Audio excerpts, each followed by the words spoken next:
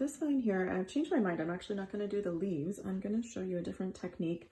I'm doing a stem stitch and then a lazy daisy stitch to make it into more of a floral branch. So for the stem stitch, just showed you on that one there, but we're going to do it again. So bring your thread through. Again, I'm working with 3 strands here. So making a stitch here, and don't let your string go all the way through. For the stem stitch here, we want to bring our thread back through before we pull that one tight. So working back into that same line, I didn't go right into the same stitch because I want it to be staggered just a bit. Yeah. Okay, and now working into that line again. And once again, we're not going to pull that stitch all the way through. We want to leave a little bit of room there so we can get our needle back through. With the stem stitch, you want to make sure that your thread is going to the same side each time.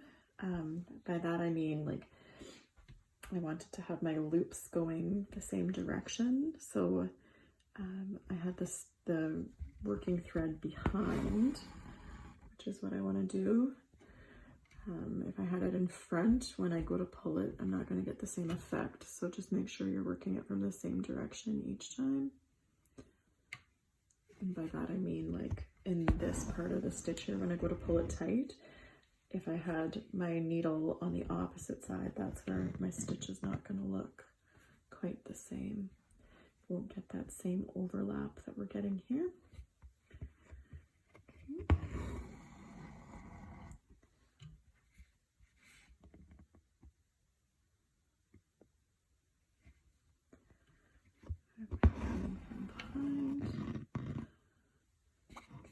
We'll do one more stitch here. So the type of pen that I use to write on my fabric is actually a heat removable pen. So when I'm finished, I'm just going to iron my work and it will take off all the excess lines. So this particular branch, we are going to see additional lines on the side, but not to worry, they will come off. So on the back, your stem stitch is actually going to look like a lovely back stitch. So that's where when you do a stem stitch and a back stitch, they're the same thing. It's just that with a back stitch, we're not really concentrating about which way the yarn falls. With a stem stitch, we are. Okay, so I tied a little knot there and snip it off. If I was doing this on a garment or something that's going to have more wear and tear, I would probably double knot it or weave my thread in a different way, but this is just going to be mounted in a hoop, so I'm not too worried about it having too much wear. Okay, so now I'm taking a light pink just to accent our flower here, and this is what I'm going to show you the lazy daisy style of stitch with. So this one I really like. It makes a really nice cute little petal without a lot of effort. Okay, so I'm going to start at the end here. Again, I'm using 2 strands for this one, so it'll make really nice dainty little petals. Okay, so coming into our last stitch there, I'm going to bring my needle and go back down through the same stitch, but I don't want to pull it all the way because I want that loop to stay here. So now I'm just going to put, normally when I have these marked out for a lazy daisy, they would probably be a little bit smaller, but that's okay. It'll be fun. So now I bring my needle up through where I want the tip of my petal to be. Okay. So now you can see it's starting to take shape there. So now I have this working yarn here up on top, and what I'm going to do is I'm going to literally go back down through the same hole, or very, very close to the same hole that we came up through at the tip of the petal. There we go. That's all there is to these guys. So now I don't have it drawn on here, but I think it'll be cute if I put 2 more kind of smaller ones just on the side here. So coming back up either through the same hole or close to it, and then going back down through the same hole you just came up in. It's important to go back down into the same hole, otherwise the base of your petal won't look as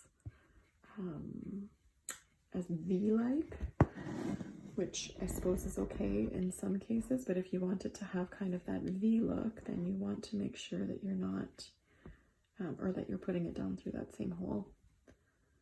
Okay, so once again there, brought that through and just pulling it down. So I didn't have guidelines for these ones. These ones I'm just kind of winging it, which is the beauty of embroidery as well, where if you see a space where you're like, oh, I want to put something there, you can. Okay, so up and then back down through the same hole. This one's going to be slightly smaller, kind of to mimic the one on the opposite side. Oopsies, my bad. There we go. Even out. Okay, and then back down through that same hole. So that gives us such a cute little accent on the end there. Okay, so I'm going to do that all the way down here. Just do a few more on each side.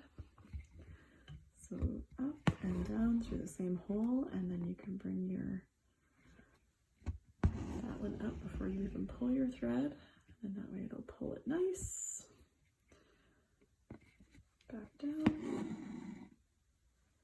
These are such a fun and easy and quick way to fill in a spot.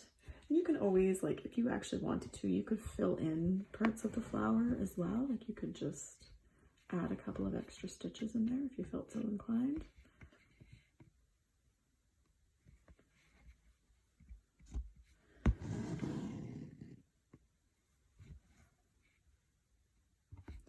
And if I used additional, like if I would have used 3 or 4 strands of floss, then my little petals here would be quite a bit plumper. These ones are pretty dainty, which I think actually works really nice with how solid that flower is. The really dainty look of this accents it well. Okay, now this one will likely get covered over when I do that last branch, and that's okay, because in nature with flowers, they don't always end up on top, right? Something's got to be underneath.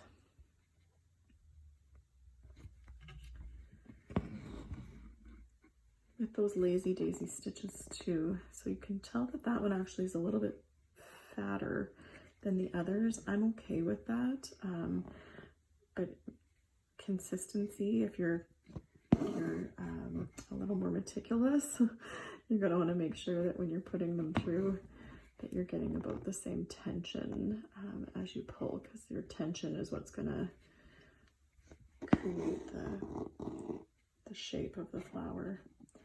See there, because I pulled that one a little bit more, you can tell it's a little straighter and more taut. There, that is all there is to doing a stem with some lazy daisies, and that is so cute. I love how that turned out. So to finish it off, again, I'm just going to go under a couple of my working threads there, and then I just bring my loop back through to do a knot. I don't want to pull this one super tight because I don't want it to wreck that stitch, so I'm going to actually just do a second one just to make sure it holds.